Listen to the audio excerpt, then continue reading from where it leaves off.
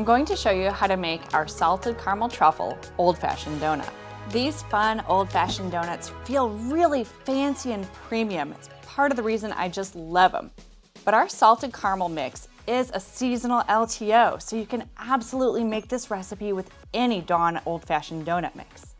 First, I'm going to dip the donuts into the fudge icing. When we dip an old-fashioned donut, we really want to make sure that it doesn't coat it completely. We love those ridges to show.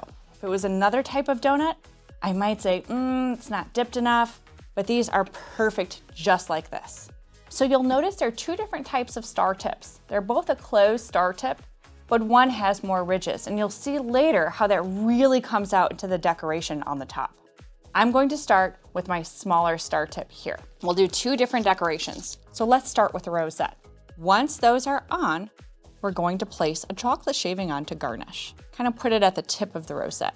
Next, I'm going to pipe a fleur-de-lis. It'll have one shell motion up the front and two on each side. After those are piped, we're going to garnish again. Be sure to garnish before the buttercream has set.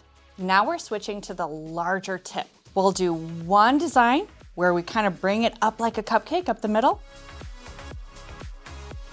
and another where we go around the outside like a classic pastry.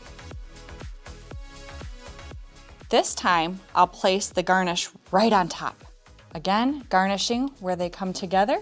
And what I love about these particular donuts is they all look pretty by themselves, but they look better together. And this really makes your case feel amazing and fancy.